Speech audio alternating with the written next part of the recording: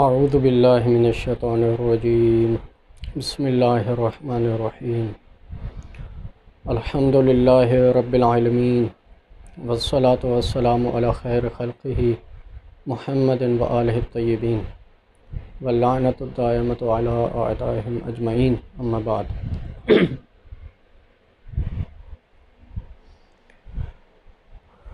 وبالجملہ قضیت و صحت المؤاخذۃ علی مخالفتہ مع القطع به بین اطراف محصورہ وعدم صحتها مع عدم حصرها او مع الاذن فی الاقتیام فیها وکون القطع الاجمالی مقتضیا للتنجز لا علت تامہ۔ حوزہ علمیہ نجف اشرف میں طلاب کرام کے لیے جو امتحان ہو رہا ہے کفایت الاصول کا، مادہ امتحانی امر ثالث سے جلد دوم کفایت الاصول شروع ہو رہا ہے۔ ہم نے بھی امر ثالث سے درس شروع کیا تھا اور ابھی امر سابع ہم پڑھ رہے ہیں۔ بحث چل رہی تھی کہ اطراف علم اجمالی میں ترخیص جائز ہے کہ جائز نہیں ہے، شارع کی طرف سے مانع آ سکتا ہے یا نہیں آ سکتا۔ مصنف نے کہا تھا کہ مانع آ سکتا ہے اور اطراف علم اجمالی میں ترخیص اور اباحت جائز ہے، اور اس میں اگر آپ مناقضت کا اشکال کریں گے تو شبہ بدیویہ میں بھی مناقضت کا احتمال ہے۔ جس طرح اجتماع ضدین محال ہے، اسی طرح احتمال اجتماع ضدین بھی محال۔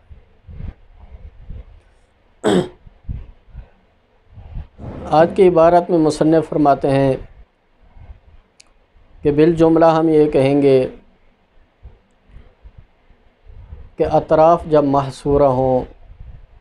مثلا اس گلاس میں خمر ہے یا اس گلاس میں خمر ہے، ایک مثال۔ اسی طرح اطراف جب غیر محصور ہوں، بہت سارے گلاس ہمارے سامنے مثلا پڑے ہوئے ہوں، 20 گلاس، اور ان میں سے ایک میں خمر ہو، تو مصنف فرماتے ہیں کہ اطراف محصورہ میں اگر ہم کہیں کہ مواخذہ کرنا صحیح ہے مولا کے لیے مخالفت پر، اگر اطراف محصورہ میں علم اجمالی اس طرح ہو کہ اطراف محصور ہوں اور وہاں پر جب آپ علم اجمالی کی مخالفت کریں گے اور ارتکاب اطراف کریں گے تو اس وقت مواخذہ کرنا صحیح ہے، اور اگر اطراف محصور نہ ہوں تو اس وقت ارتکاب اطراف سے مواخذہ کرنا صحیح نہیں ہے۔ تو مصنف فرماتے ہیں کہ کیسے آپ فرق رکھ رہے ہیں یا کیسے یہ فرق پیدا کیا جا سکتا ہے کہ اطراف محصورہ ہوں وہاں پر بھی علم اجمالی ہے ہمیں، اطراف غیر محصور ہوں وہاں پر بھی علم اجمالی ہے، تو علم کی تاثیر میں فرق تو نہیں ہو سکتا۔ جس طرح علم تفصیلی ایک مورد میں اگر منجز ہے تو دوسرے مورد میں بھی منجز ہے اور تکلیف کو منجز کرتا ہے، اسی طرح علم اجمالی بھی اگر مواخذہ کرنا اطراف محصورہ میں صحیح ہے، یعنی علم اپنی تاثیر پیدا کر رہا ہے، اور اطراف غیر محصورہ میں جب ہمیں علم اجمالی ہے تو وہاں پر کیسے علم تاثیر پیدا نہیں کر رہا اور کیسے مواخذہ کرنا صحیح نہیں ہے۔ تو لہٰذا جب ہم یہ اس یعنی فرق کو دیکھتے ہیں تو معلوم ہوتا ہے کہ اطراف غیر محصورہ میں جب مواخذہ کرنا صحیح نہیں ہے، اور علم جب اپنی تاثیر پیدا نہیں کر رہا علم اجمالی، یا شارع کی طرف سے جب اذن آ رہا ہے تو اس صورت میں علم تاثیر پیدا نہیں کر رہا علم اجمالی، تو اس کا مطلب یہ ہے کہ جب اطراف محصور ہوں تو وہاں پر بھی علم اپنی تاثیر پیدا نہیں کر رہا، اور اگر مواخذہ کرنا صحیح ہے تو یہ مشروط طور پہ ہے، یعنی اس طرح کہ اگر شارع کی طرف سے کوئی مانع نہ آ جائے، ترخیص نہ آ جائے، اس وقت یعنی علم گویا کہ اس صورت میں تاثیر پیدا کر رہا ہے، جس کا مطلب یہ ہوتا ہے کہ بنا بالاقتضاء،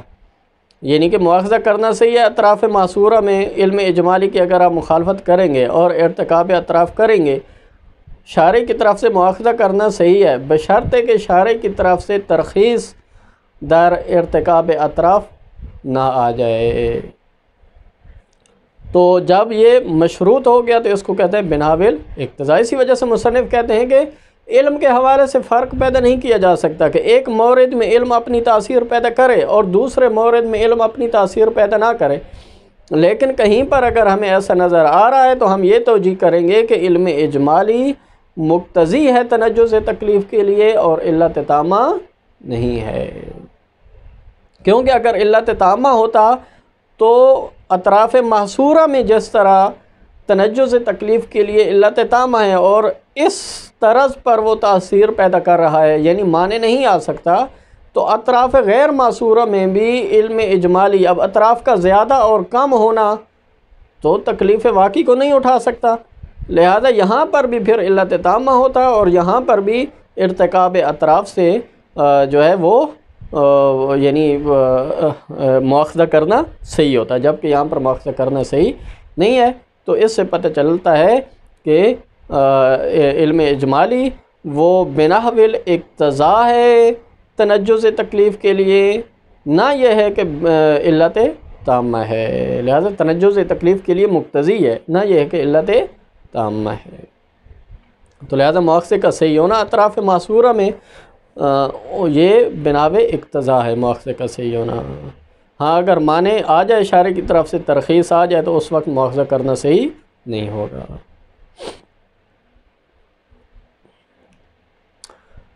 وَأَمَّا احتمال أَنَّهُ بِنَا بالاقتضاء بالنسبة إلى لزوم الموافقة القطعية، اب اس عبارت میں مصنف شیخ اعظم انصاری کے قول کی طرف اشارہ کرتے ہیں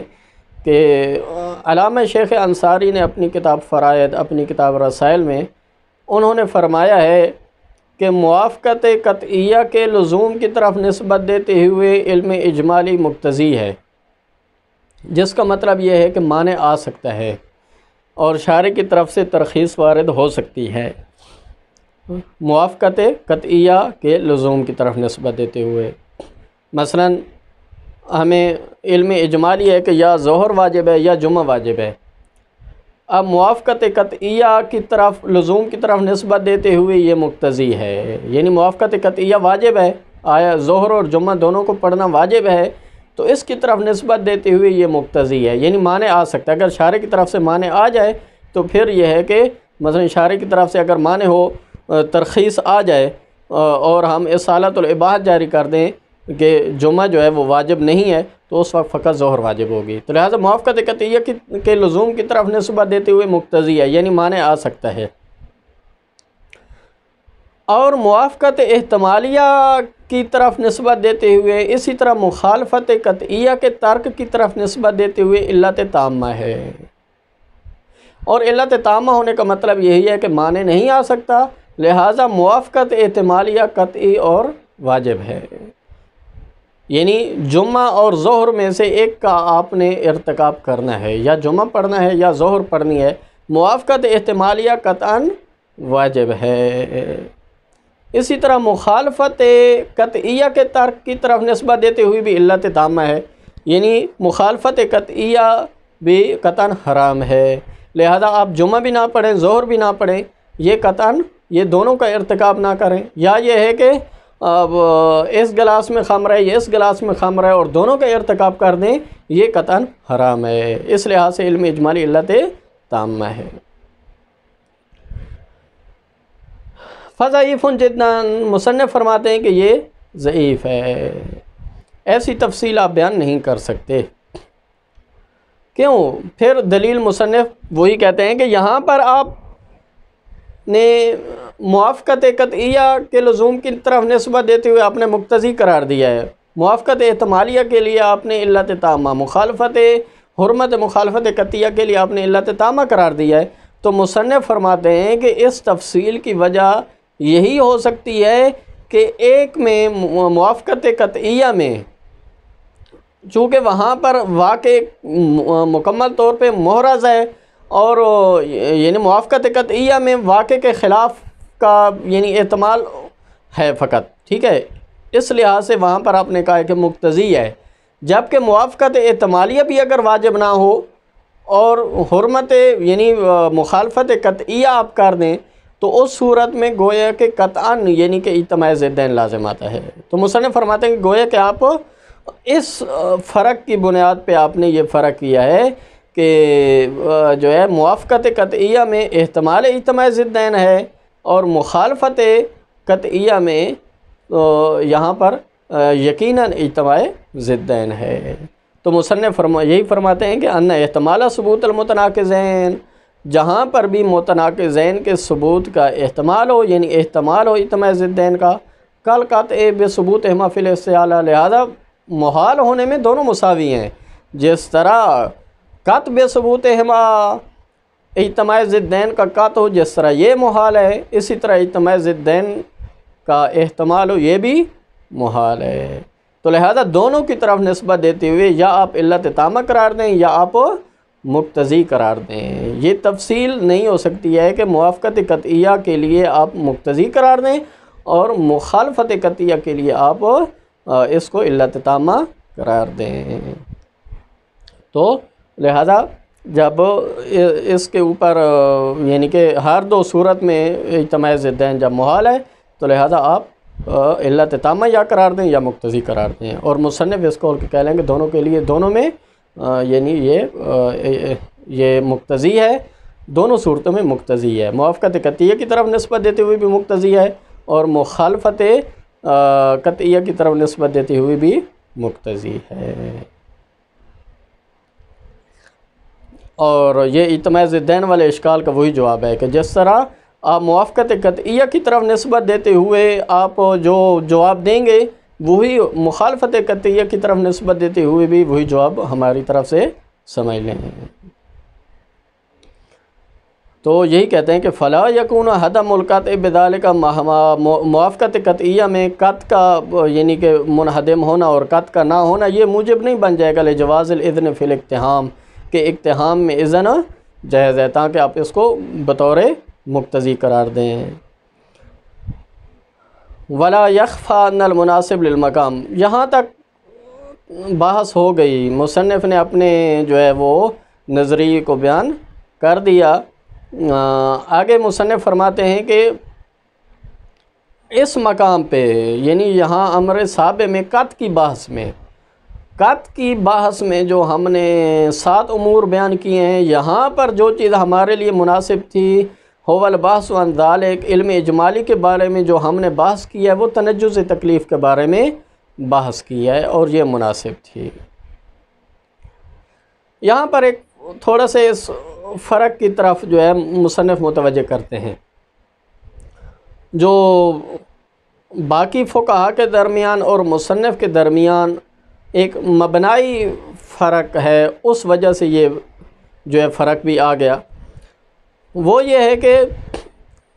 مصنف چونکہ یعنی کہ دونوں مقامات پہ چاہے شبہ محصورہ ہو، چاہے شبہ غیر محصورہ ہو، چاہے شبہ بدویہ ہو، تمام موارد میں مصنف یعنی کہ تنجز تکلیف کے لیے علم اجمالی کو منجز بطور مقتضی سمجھتے ہیں، علت تامہ نہیں قرار دیتے۔ اس وجہ سے مصنف کے نزدیک قطع کی بحث میں جو مناسب ہے وہ تنجز کے بارے میں بحث کرنا مناسب ہے۔ آیا یعنی تنجز تکلیف کے لیے علم اجمالی یہ تنجز تکلیف کے لیے علم اجمالی مقتضی ہے یا بطور علت تامہ ہے، یہ بحث قطع کی بحث میں ہوگی۔ لیکن آگے مبحث برات میں یا مبحث اشتغال اور احتیاط میں جو بحث ہوگی علم اجمالی کے عنوان سے، تو وہاں پر یہ اس بحث سے فارغ ہونے کے بعد بحث ہوگی۔ اگر ہم قائل ہو گئے جس طرح مصنف قائل ہیں کہ علم اجمالی تنجز تکلیف کے لیے مقتضی ہے، تو وہاں پر بحث ہوگی کہ آیا کوئی مانع موجود ہے یا مانع موجود نہیں ہے۔ اگر مانع موجود ہوا تو یہ مقتضی تھا تنجز تکلیف کے لیے، لہذا تکلیف منجز نہیں ہوگی، لیکن اگر مانع موجود نہ ہوا تو یہی تکلیف علم اجمالی کے لیے منجز ہو جائے گی اور بطور معلول ثابت ہو جائے گی۔ لیکن باقی فقہا چونکہ فرق رکھتے ہیں وہ علم اجمالی کے اطراف جب محصورہ ہوں تو اس وقت علم اجمالی کو تنجز تکلیف کے لیے علت تامہ قرار دیتے ہیں، اور مصنف کے ساتھ ان کا جو اختلاف ہے یا فرق ہے وہ اس لحاظ سے ہے کہ باقی فقہا یہ کہتے ہیں کہ مثلا جب ہمیں علم اجمالی ہے کہ ظہر واجب ہے یا جمعہ واجب ہے، تو حقیقت میں جو علم کا متعلق ہے ظہر یا جمعہ یہ مردد ہے، نہ یہ ہے کہ یعنی وہی ظہر کا وجوب یا جمعے کا وجوب یہ مردد ہے، نہ یہ ہے کہ خود علم مردد ہے، علم مردد نہیں ہو سکتا، لہذا علم ہوتا ہے جب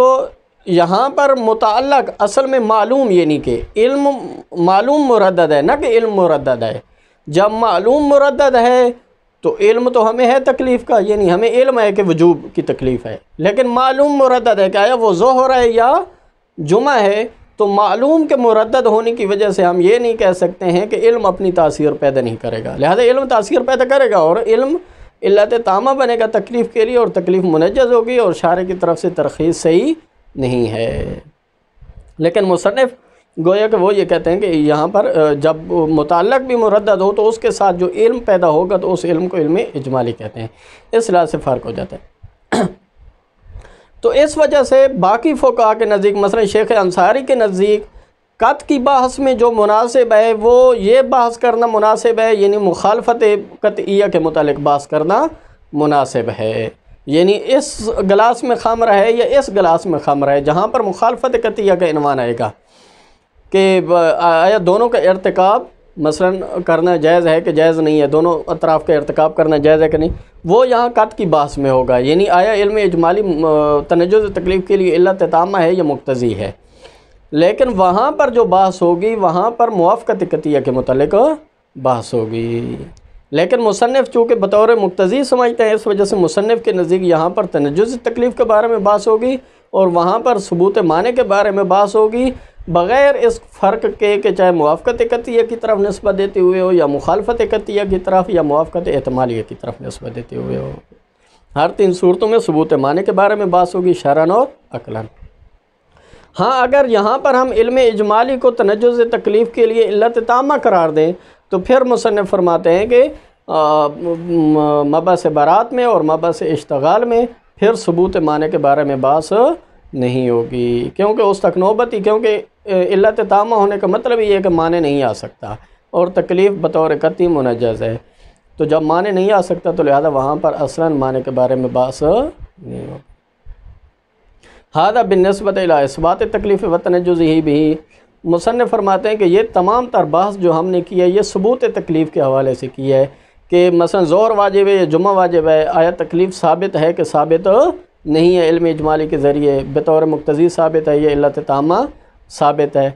لیکن سقوط تکلیف آیا جب تکلیف ثابت ہو جائے گی، مثلا علم اجمالی کے ذریعے وجوب ثابت ہو جائے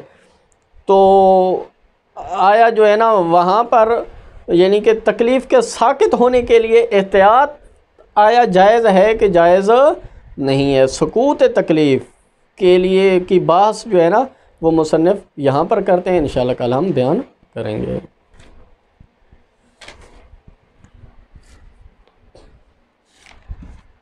مخالفت علم اجمالی کی مخالفت پر مع القطع بھی فی اطراف بین اطراف محصورہ، جب کہ ہمیں قطع حاصل ہے تکلیف واقعی کا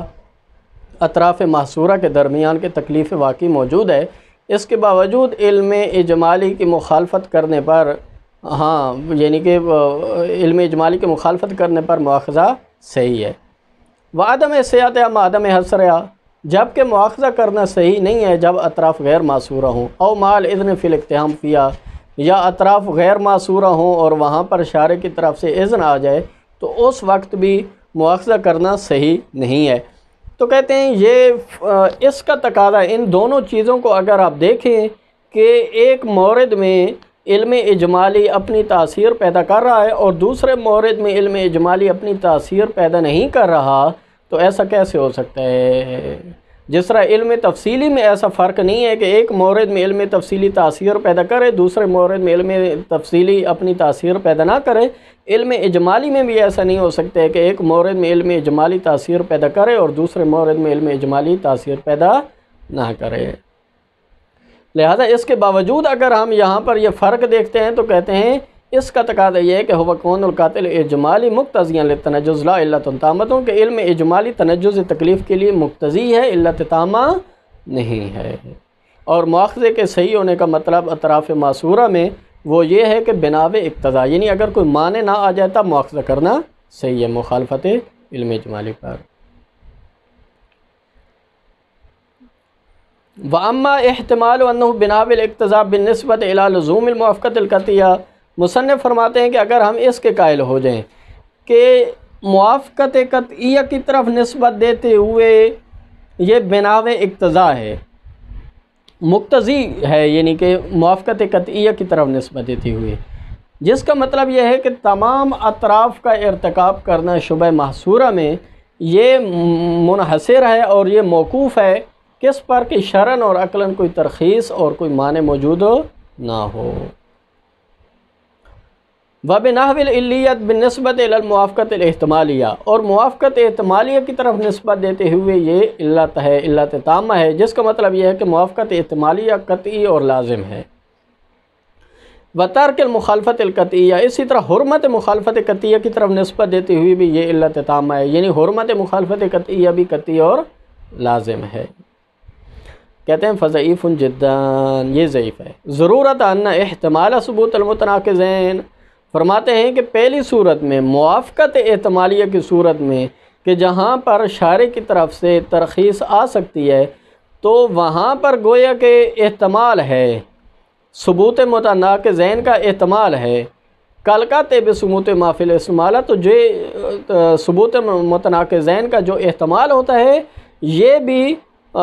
متناقضین کے بارے میں قط کی مانند ہے فی الاستحالہ، استحالہ میں، جس طرح یعنی کہ یہ محال ہے